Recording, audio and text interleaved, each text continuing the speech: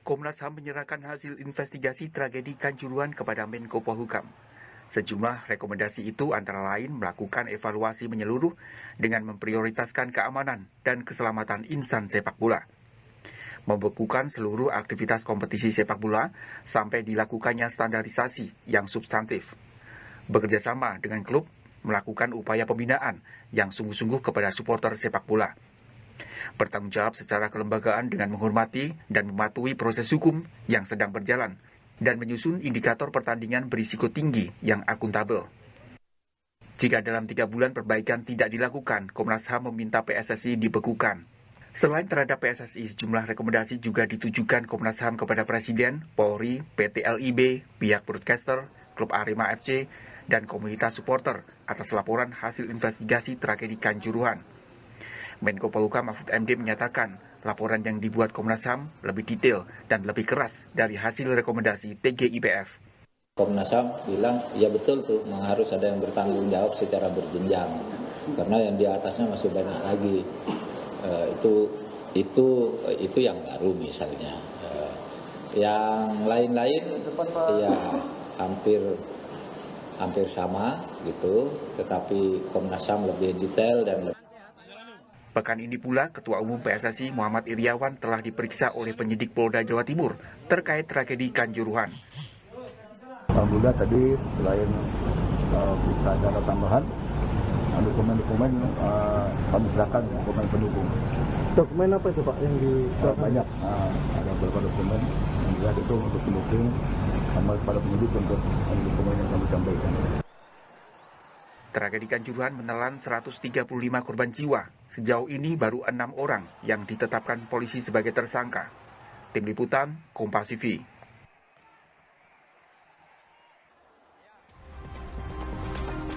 Saudara, penyidikan tragedi Kanjuruhan termasuk otopsi jenazah korban terus bergulir. Komnas HAM menemukan ada pelanggaran tindak pidana. Sementara Menko Polhukam Mahfud MD menyebut ada yang harus bertanggung jawab berjenjang atas tragedi yang menewaskan 135 orang itu. Siapa lagi yang harus bertanggung jawab? Sudah ada Komisioner Komnas HAM Khairul An'am dan mantan anggota TGIPF Kanjuruhan Laude M. Syarif dan juga pakar hukum pidana Suparji Ahmad yang sudah bergabung di Kompas Petang. Assalamualaikum, selamat sore Bang Laude, Cak Anam, Pak Suparji. Selamat sore.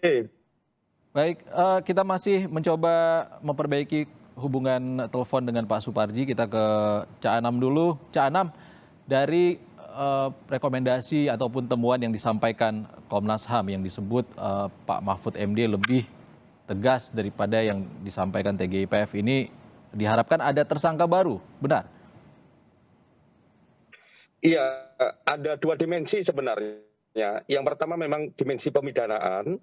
Ya, kami menemukan banyak hal, ya mulai dari level atas sampai level bawah dalam konteks tata kelola sepak bola ini, itu masuk dalam kategori tindak pidana. Oleh karenanya memang kalau ditanya potensial ataukah tidak ada penambahan tersangka, pasti potensial.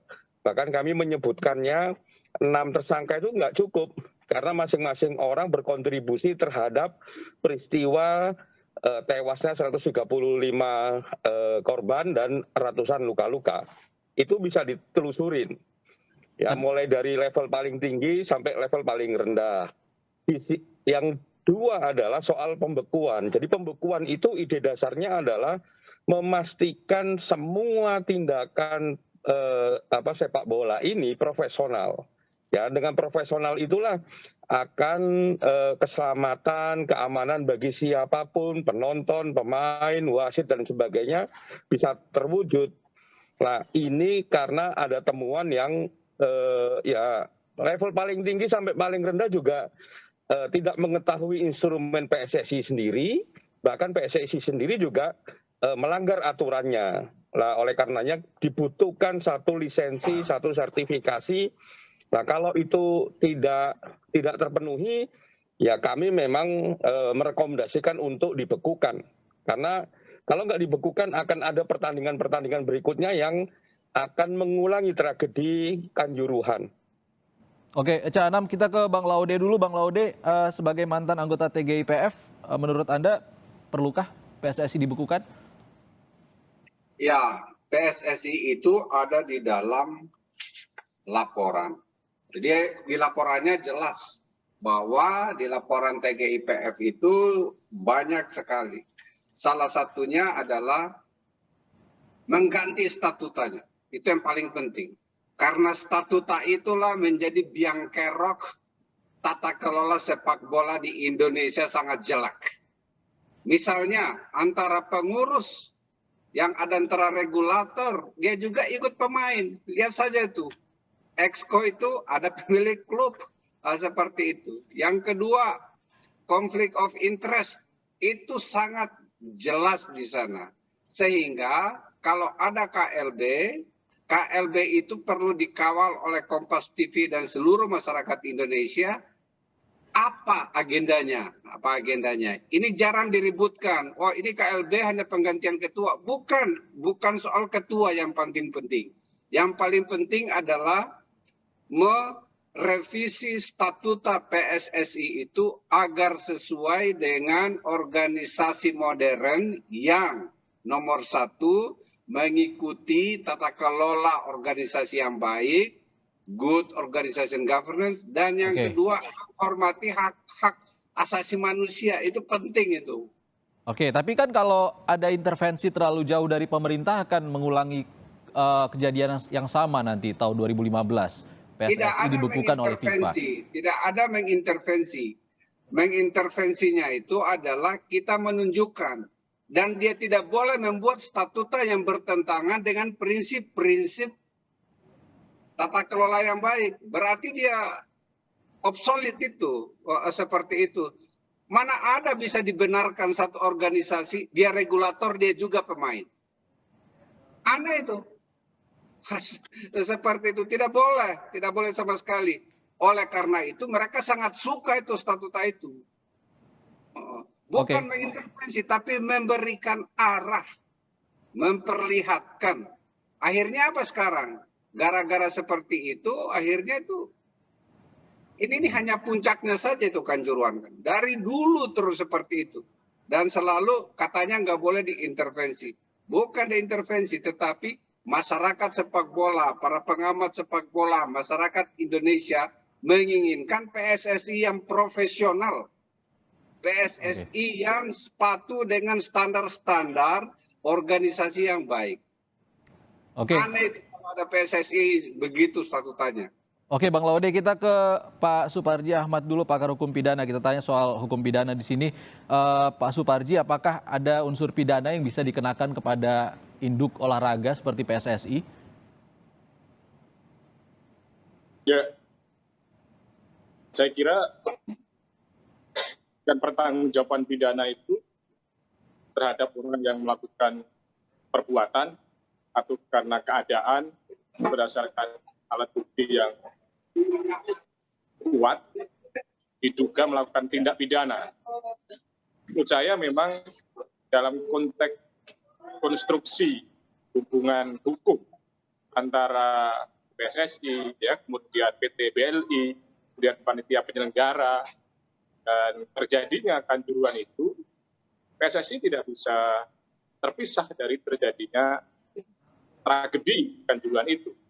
Oleh karenanya adalah menjadi tidak adil ketika kemudian PSSI dibiarkan begitu saja tanpa ada pertanggungjawaban hukum. Oke, Mas Suparji, kan PT LIB sudah ada tersangkanya, pihak Arema juga sudah ada tersangkanya, kepolisian juga ada. PSSI bisa?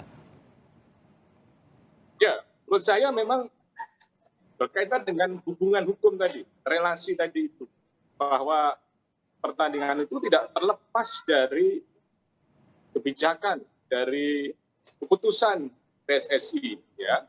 Oleh karenanya, mengingat adanya satu keadaan bahwa yang bersangkutan dalam hal ini PSSI juga tidak bisa terlepaskan atas tragedi tersebut, maka menurut saya demi keadilan, ya, maka ada pertanggungjawaban hukum kepada institusi tadi itu.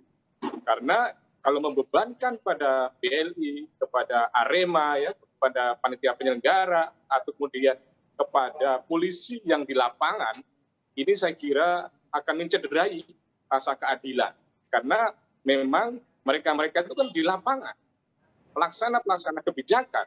Nah, dalam hal ini pengambil kebijakan tidak bisa dilepaskan gitu. Itu saya kira konstruksi hukumnya gitu. Oke, kita ke Cak Anam dulu. Cak Anam, ada 7 pelanggaran yang berpotensi pelanggaran pidana di sini, benar?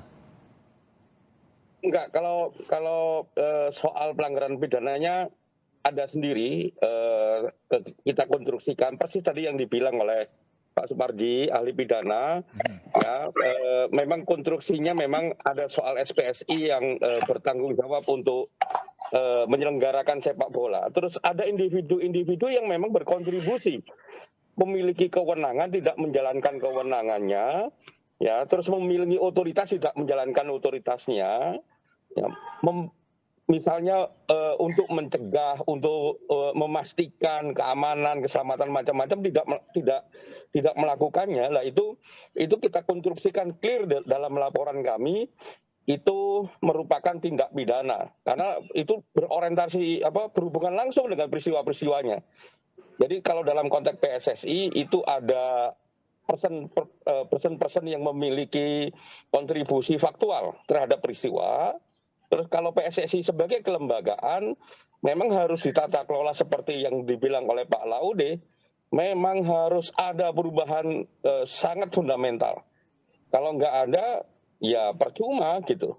Artinya percuma itu begini, kalau momen saat ini tidak dimanfaatkan untuk merubah mulai dari statuta, kelengkapan SDM, memastikan dan lain sebagainya, hal-hal yang berkontribusi baik, kalau itu nggak dilakukan, ya sikap Komnas HAM seperti tadi itu, ya bekukan aja sampai ini semuanya baik. Yang bisa mengubah itu siapa, Cak Anam?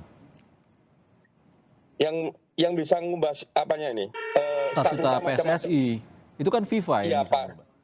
Bukan. Yang bisa mengubah status PSSI adalah PSSI sendiri. Tapi dia berpedoman kepada statuta FIFA. Contoh, statuta FIFA itu tidak boleh memiliki, ada statuta pasal 15 kalau saya lupa, konflik of interest itu tidak bisa. Coba lihat komposisi ketua PSSI dengan ESCO semuanya, pasti konflik of interest. Bahkan di PSSI itu ada kepemilikan saham yang cross. Itu tidak boleh. Misalnya itu Raffi Ahmad. Dia punya saham di RAN, dia punya saham di Arema. Itu nggak boleh menurut aturan FIFA. Jadi obsolete itu. Jadi PSSI itu tuh kacau sekali. Makanya mereka suka untuk berlindung di samping itu. Khusus untuk Pak Suparji Ahmad, yang tadi dibilang itu, ada orang turut serta. Itu saja sebenarnya. Ada melakukan pembiaran. Dan seperti itu. Ada yang tidak melaksanakan tugasnya sebagaimana mestinya.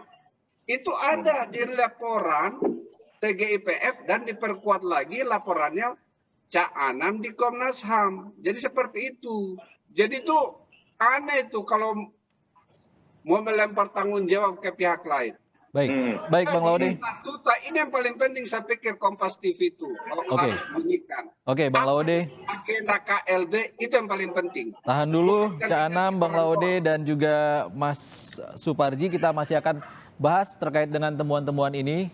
Usai jeda tetaplah di Kompas Petang, saudara.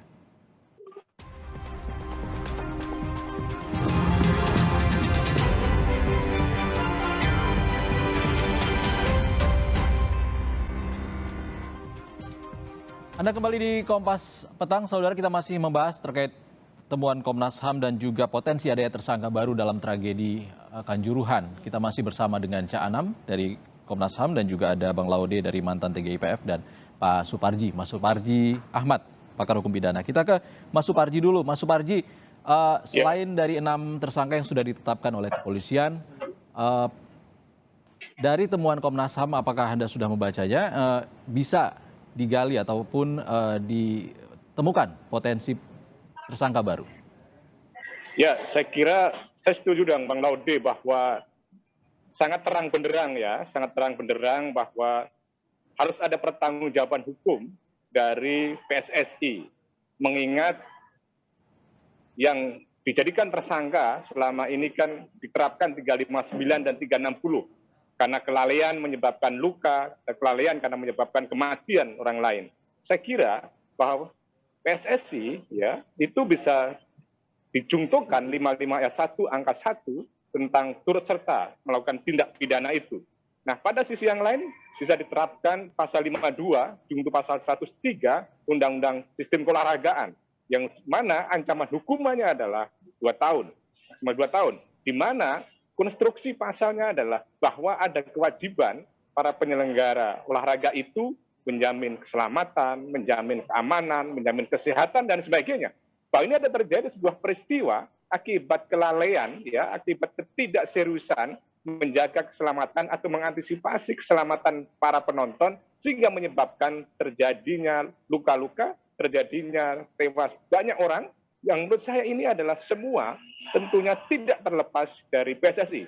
Jadi di sini tinggal bagaimana penegak hukum menindaklanjuti rekomendasi Komnas HAM tadi itu, temuan Komnas HAM tadi itu, untuk kemudian ada langkah-langkah hukum agar memang ada kejelasan ke depan ya pengembangan olahraga khususnya sepak bola ini.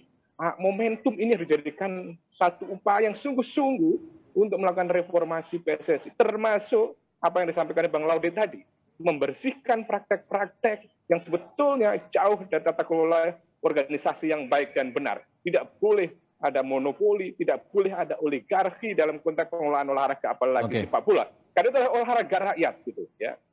Oke, kita ke Bang Laude. Bang Laude, kita mundur ke 1 Oktober lalu, di mana peran PSSI yang disalahgunakan dan bisa dimintai pertanggungjawabannya di sana? Nomor 1, bahwa mereka tidak menyampaikan aturan FIFA tentang pelarangan penggunaan gas air mata di lapangan. Polisinya nggak tahu, dia nggak beritahu. Itu saja nomor 2. 2, pengawas security officer-nya yang pergi ke sana tidak menjelaskan semuanya, bahkan tidak pimpin rapat. Mereka juga mengetahui kondisi stadion seperti itu. Tapi dibiarin saja.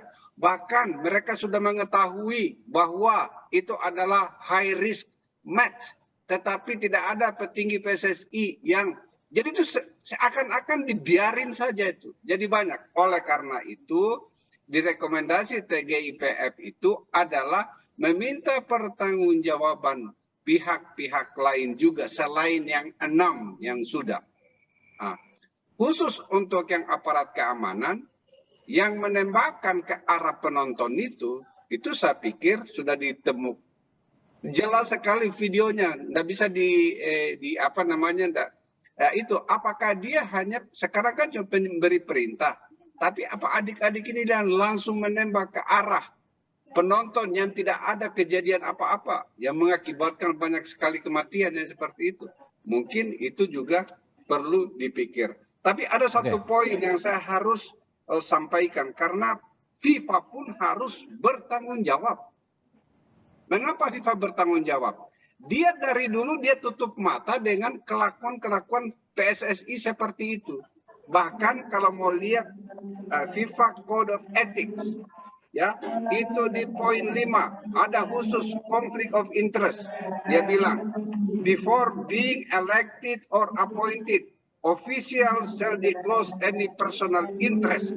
Itu nomor 1. Nomor 2, while performing their duty, officials shall avoid any situation that could lead to conflict of interest. Kalau di statuta PSSI, ya sudah tidak ada larangan itu seperti itu. Masa pemilik klub juga menjadi regulator? Masa pemilik klub bisa mempunyai saham di lebih dari 1? Jadi konflik of interest-nya terlalu banyak. Baik. Bang Laude, kita ke Cak Anam. Cak Anam, dari yang disampaikan Bang Laude tadi dan juga temuan TGIPF sebelumnya, apakah ini juga sejalan atau linear dengan yang ditemukan oleh Komnas HAM? Substansinya sama, cuman memang kami lebih mempertegas, ya misalnya begini. Kalau soal apakah memungkinkan PSSI bertanggung jawab secara pidana, sangat mungkin. Ya, yang paling kentara misalnya begini, desain pengamanan yang tercermin pada PKS kerjasama PSSI sama kepolisian yang diinisiasi sama PSSI itu malah mencerminkan pelanggaran terhadap instrumen PSSI sendiri. yang itu mengakibatkan ya, kalau dalam konteks Kanjuruhan ya Brimob masuk dengan gas air matanya, ada penembakan gas air mata dan lain sebagainya. Termasuk juga perubahan jadwal. Ya, dinamika soal jadwal ini itu tidak mengedepankan atau mencerminkan terkait keselamatan dan keamanan yang ada ya. Terkait jadwal ini apakah bisa juga menyasar kepada broadcasternya? Kalau dalam konstruksi kami bisa. Wong ada buktinya kok. Tidak mengindahkan aturan yang ada, tidak mengindahkan aturan yang meletakkan keselamatan dan keamanan menjadi utama. Bahkan ada tindakan intervensi terhadap pemilihan jadwal itu memungkinkan. Oke, Cak Anam, kita ke Mas Suparji dulu. Mas Suparji, seperti yang disampaikan Cak Anam tadi, PSSI sangat mungkin dan juga broadcaster yang menayangkan partai Persebaya ataupun Arema melawan Persebaya waktu itu bisa berpotensi kena pidana. Ya, inilah sebetulnya perlunya tindakan-tindakan hukum nyata ya, dalam arti memeriksa para pihak yang terkait tadi itu. Karena sementara ini kan masih bukti-bukti permulaan ya, yang kemudian tidak dilakukan proses hukum kepada orang-orang yang mestinya potensi untuk menjadi tersangka atau kemudian pada proses pertanggungjawaban hukum berikutnya. Karena memang sudah sangat jelas ya, penyelenggara kejuaraan olahraga itu wajib memenuhi persyarat teknis ya, kesehatan, kemudian keselamatan, ketentuan daerah setempat, keamanan, ketertiban umum dan kepentingan publik gitu. Nah, dalam hal ini kan bisa kemudian dicari konfigurasi, konstruksinya, siapa yang terkait dengan penyelenggara kan itu. Apakah kemudian termasuk broadcast tadi itu bagian yang tidak terpisahkan dari konteks penyelenggara. Dan kalau memang ada hubungan nyata dalam hal ini, bahwa dia bagian yang tidak terpisahkan dari kegiatan pertandingan tadi itu, dan kemudian juga tidak mengindahkan adanya kewajiban-kewajiban yang dilakukan tadi itu, maka memang perlu ada proses pertanggungjawaban hukum. Sementara ini kan masih ada melokalisir kepada kalangan orang-orang tertentu saja. Ini yang sebetulnya membuat misalnya ada semacam kegemasan publik gitu loh. Kenapa? Kenapa kemudian seolah-olah ada proteksi gitu pada figur-figur tertentu, pada orang-orang tertentu, pada institusi-institusi tertentu. Lebih baik ini progresif ya dan produktif menindaklanjuti GPR, Komnas HAM supaya ada kejelasan. Jadi menurut saya potensi-potensi pertanggungjawaban hukum itu saya kira cukup terang benderang karena memang menjadi bagian dari penyelenggara kejuaraan olahraga tadi itu, pertandingan olahraga tadi itu. Itu Mas. Ya. Oke, Mas Suparji ke Bang Laude. Bang Laude, dari rekomendasi ataupun arahan dari Presiden Jokowi ke Kapolri untuk menangani kasus tragedi Kanjuruhan ini, apakah ada juga terkait dengan mempercepat penyidikan dan juga penyelidikan untuk tersangka baru? Ini sudah 1 bulan. Ya, jadi kita sudah mengatakan bahwa di rekomendasinya itu kita merekomendasikan untuk memproses pihak-pihak lain di luar yang 6 tadi. Yang pertama salah satunya, kenapa pula gas air mata yang dipakai sudah expired? Ini kan ini kadaluarsa, memakai sesuatu yang sudah kadaluarsa. Misalnya seperti itu.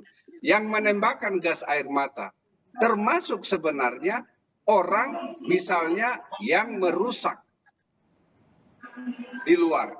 Jadi bukan cuma petugas, ada juga para supporter itu yang membakar. Nah, itu juga harus kena. Jadi ini pelajaran untuk semua.